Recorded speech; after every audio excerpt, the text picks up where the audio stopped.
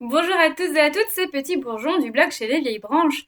Eh bien, nous voici maintenant au sixième, dernier et ultime épisode de mon épopée covidienne, au cours de laquelle je vous ai raconté ces 4 derniers mois d'épidémie de Covid-19 dans un hôpital qui s'est révélé être un cluster bien malgré lui. Cet ultime épisode, ce ne sera pas un récit, mais ce sera un plaidoyer. Un plaidoyer pour la protection que nous nous devons envers nous-mêmes et envers les autres dans cette épidémie, et un plaidoyer plus particulièrement pour un objet qui est actuellement beaucoup, beaucoup décrié, mais qui est également beaucoup, beaucoup encensé dans les médias, sur les réseaux sociaux, etc. C'est cet objet-là que j'ai dans la main qui est un masque ici en tissu. Celui-ci a été confectionné par une de mes collègues animatrices au tout début de la pandémie, alors que nous manquions de masques. Nous n'en avions déjà pas assez à l'hôpital et nous en avions besoin pour notre quotidien, pour aller dans les transports en commun, etc. etc. J'ai donc acquis ce joli masque, qui est mon compagnon de voyage dans mon quotidien quand je dois me confronter à la société. Voilà. Euh, oui, et bien sûr, le sujet est d'actualité puisque depuis lundi de cette semaine, lundi 20 juillet, si je ne me trompe pas, le port du masque est redevenu obligatoire, devenu, je crois, obligatoire dans les lieux publics confinés, sous peine d'une amende, d'une sanction. Depuis ce jour, mais en fait bien avant, je constate que sur les réseaux sociaux notamment, mais également dans les médias, dans mon entourage, euh, il y a des débats bien normaux, évidemment. On peut parler de l'obligation, du caractère imposé du port du masque. Ça soulève pas mal de questions et je les comprends. Malgré tout, la virulence des débats, les propos, les jugements que je trouve parfois haineux sur le masque sont souvent infondés, sont souvent faux et véhiculent des idées qui, à mon sens, ne permettent pas de prendre une position éclairée sur le sujet. Et qui, malheureusement, j'en ai bien peur, pourrait peut-être s'avérer délétère dans l'évolution de l'épidémie. Euh, il se trouve que, certes, et c'est une bonne nouvelle, comment dire, la situation continue à s'améliorer. On a toujours de moins en moins de décès dans les hôpitaux. Il y a de moins en moins d'hospitalisations dans les hôpitaux. Ceux-ci reprennent une activité de plus en plus normale. Comment dire, ils se réouvrent à tous les services et les soins qu'ils proposaient avant l'épidémie. Cependant, hier, jeudi 23 juillet, on a constaté une forte hausse des cas de Covid-19 détectés dans la population française en arrivant au seuil de 1000. Voilà, donc à mon sens, il ne faut pas se départir de notre attention, de notre vigilance. Il ne faut pas cesser brutalement nos efforts, même si nous en avons tous vraiment envie. Et il faut continuer à se protéger soi-même et nous protéger de la Covid-19. Je vais donc revenir sur différents arguments employés par les personnes qui fustigent le port du masque systématique, universel, dans les lieux publics, pour les réfuter quand c'est possible, les nuancer et quand il n'est pas possible de les réfuter. Puis enfin, je vous dirai pourquoi pour moi c'est important de porter un masque et pourquoi j'aimerais voir le plus de personnes possible en porter. Je démarre sur la question de l'utilité du masque. Je lis souvent qu'il serait maintenant inutile de porter un masque. Inutile parce que tout simplement, premièrement, le contexte n'est plus si inquiétant qu'auparavant. Je viens de vous le dire, effectivement, on progresse. Pourquoi ne pas continuer à progresser? Pourquoi ne pas chercher à arriver au plus bas taux de reproduction du virus et de contamination, tout simplement. Voilà. Quant à l'inutilité du masque en lui-même, elle n'est pas démontrée. Les études et on va dire les pratiques plaideraient plutôt en faveur de son utilité. Son efficacité est contestée et en fait à juste raison. Si on cherche une protection dans les deux sens, c'est-à-dire pour le porteur et pour à la fois pour le porteur, celui qui reçoit des projections, et pour l'émetteur de projection, on observe des disparités en fonction du matériel qu'on a. Effectivement, un masque en tissu comme celui-ci est beaucoup moins efficace qu'un masque FFP2 qui assure une grande protection tant dans l'émission des particules virales que dans la réception.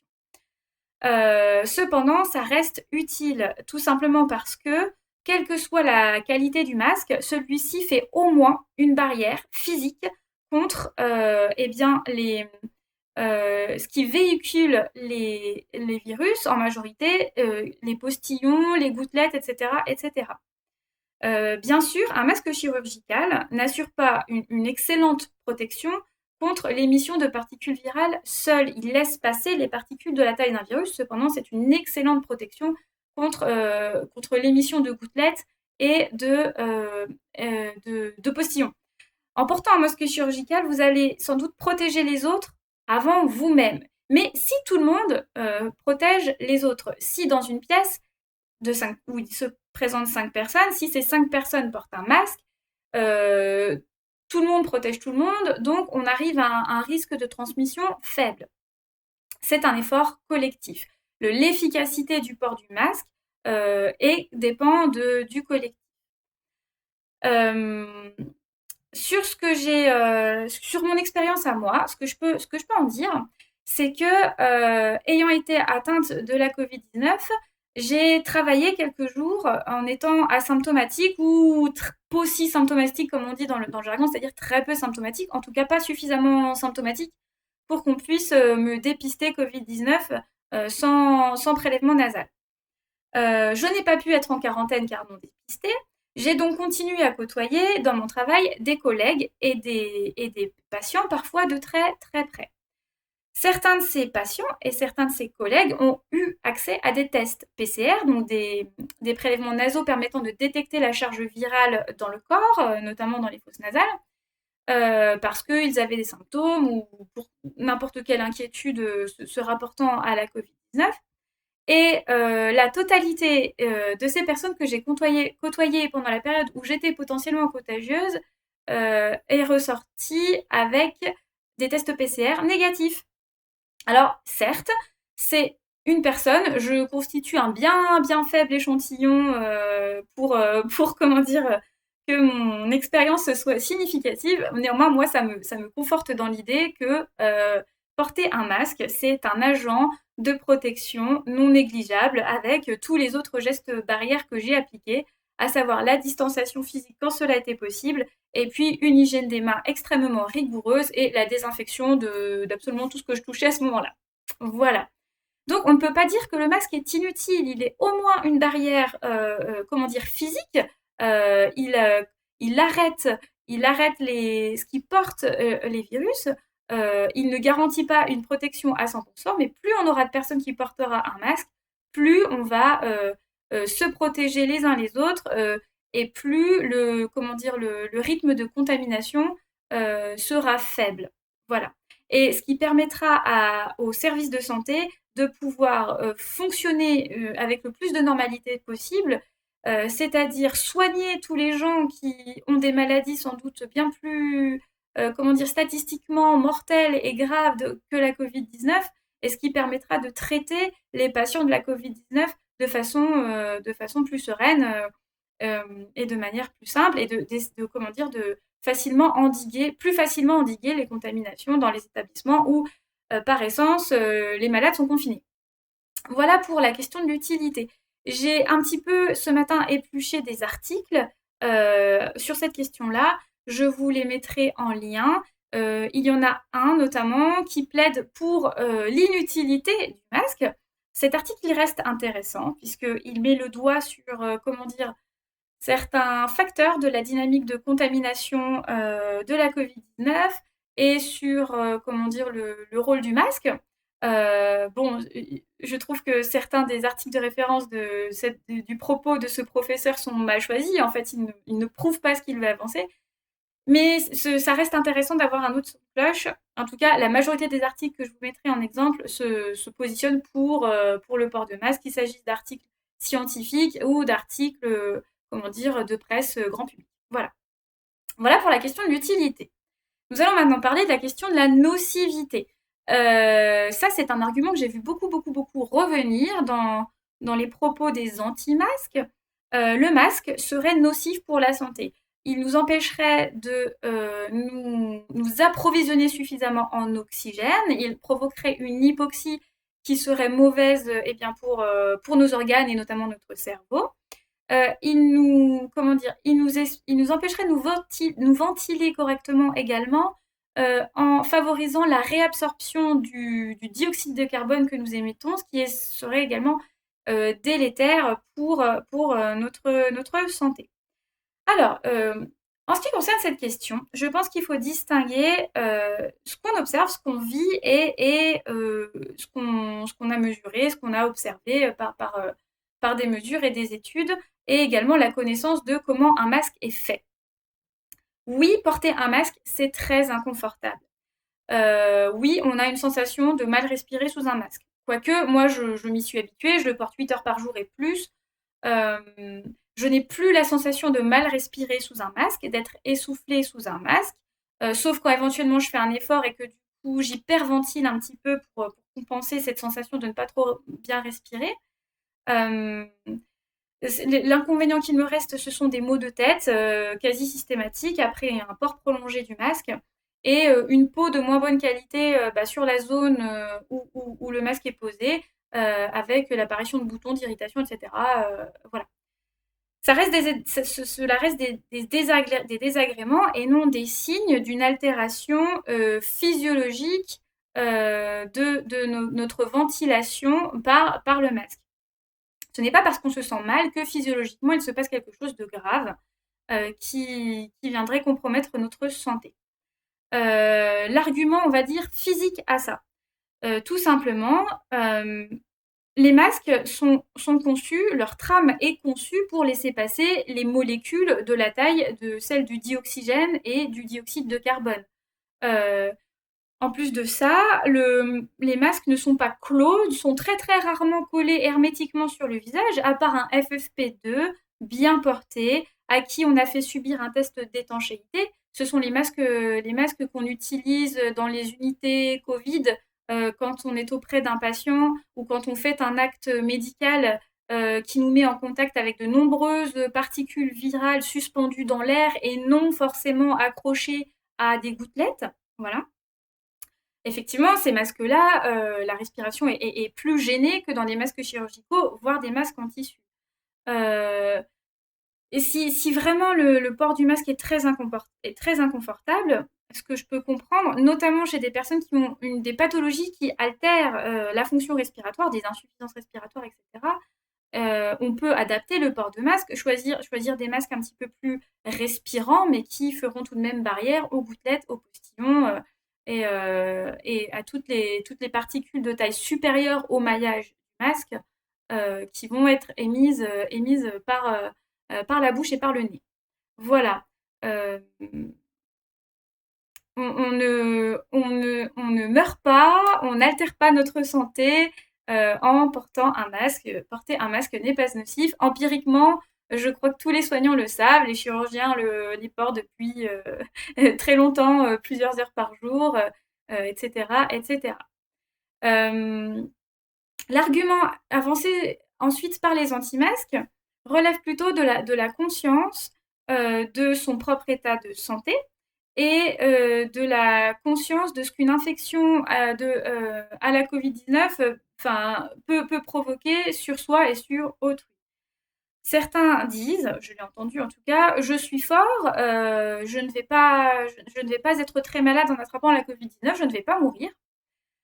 D'autres disent, je suis sain, je n'ai pas la Covid-19, je n'ai pas besoin de porter de masque. Alors, sur le fait d'être résistant à la Covid-19, effectivement, nous le sommes pour la grande majorité d'entre nous. Mais il existe des personnes avec des facteurs de risque maintenant identifiés ou non, qui sont fragiles et qui sont plus susceptibles de faire une forme grave qui va au pire les tuer, au mieux altérer considérablement leur qualité de vie et les handicaper sur une période plus ou moins longue. Donc par humilité, par conscience qu'on ne sait pas, qu'on ne connaît pas forcément les facteurs de risque de la personne que nous côtoyons, et que nous ne préjugeons pas des conséquences d'une contamination, porter le masque est une bonne protection. Quant au fait d'être fort, quant au fait, comment dire, euh, de ne pas avoir peur de la Covid-19, c'est très bien et tant mieux. Et je crois que c'est ce qu'il faut. Néanmoins, nous-mêmes, nous ne sommes pas forcément bien conscients de ce qui se passe en nous. Et même toutes les recherches ne pourront sans doute venir à bout de la question. On ne peut pas tout contrôler. Donc, par principe de précaution, le port du masque est une bonne solution. Euh, j'en veux pour preuve une collègue de mon âge, hein, la trentaine, la début de trentaine, qui a été contaminée comme moi en début d'épidémie à l'hôpital, à un moment où on ne portait pas le masque systématiquement, qui n'a pas fait de forme respiratoire, mais qui a fait une forme neurologique de la Covid-19. Cette collègue est actuellement en service comment dire, de rééducation neurologique, tout simplement parce qu'elle a perdu une partie de sa motricité, ce qui est quand même très très gênant. Cette personne à première vue, cette collègue n'a pas de facteur de risque connu de faire une forme grave. Donc elle aurait pu peut-être penser que porter un masque non systématiquement n'est pas un problème, comment dire, elle n'allait pas être atteinte. Voilà. Sans parler du phénomène comment dire, de malades porteurs sains, de malades asymptomatiques, qui seraient, d'après un article que j'ai lu, je crois, selon une donnée de l'OMS, à l'origine de 30 à 50% des contaminations, ce qui n'est pas négligeable. Voilà. Vous pouvez porter le virus sans le savoir. Donc, par précaution, masque. Voilà. J'ai noté deux autres mots. J'ai noté liberticide et désocialisant. Dans les propos des anti-masques, le porter un masque serait liberticide. Il nous empêcherait de nous exprimer, il nous empêcherait, en apposant quelque chose, cette barrière physique, comment dire, contraignante, euh, il nous empêcherait de nous révolter, de nous élever contre des institutions, contre des mesures, contre des dirigeants, contre des politiques. Et il nous musellerait. C'est un terme que j'ai retrouvé vraiment très souvent, le terme de muselière. Alors, un masque, ça n'a jamais empêché personne de parler ni de se faire entendre. Je comprends que symboliquement, avoir quelque chose de collé au visage qui cache la moitié de celui-ci, c'est très fort. Ça nous ramène quand même à une imagerie violente. Ça nous ramène au bâillon. Ça nous ramène à, comment dire, à l'entravement, etc. À l'entrave. Donc, je comprends tout à fait que la force de l'image nous fasse faire cette association d'idées. De là à penser qu'on veuille nous museler, non. Un argument qui va dans mon sens serait que au moment de la grande période de contestation sociale, période des Gilets jaunes, où il y a aussi beaucoup de manifestations pour le climat, beaucoup de manifestants portaient des masques ou des foulards, etc., pour se protéger des gaz lacrymogènes, mais également dissimuler leur visage. Cela a été formellement interdit et réprimé par le gouvernement et les forces de l'ordre. Donc aujourd'hui, on nous oblige à porter un masque. Je ne pense pas que ce soit contre nous, étant donné que le gouvernement aurait plutôt tendance à vouloir que nous n'en portions pas pour comment dire, eh bien, la paix dans la société. Voilà, pour l'aspect liberticide. Alors après, voilà, discuter d'une obligation, je n'en vois vraiment pas l'inconvénient. Je trouve même que c'est bien, que c'est à questionner, il y a, comment dire, il y a des notions morales, des notions d'éthique dont il faut être conscient, il faut toujours être vigilant à ce qu'on nous propose et critique, mais dans le contexte, je vois pas bien en quoi le masque est liberticide. Voilà. À part éventuellement pour les personnes qui ne peuvent pas se procurer de masque, ou en tout cas où cela représenterait un budget très important, euh, ou comment dire, où effectivement, du coup, ne portant pas de masque, elles sont privées de sorties, ne serait-ce que pour aller faire leurs courses, etc.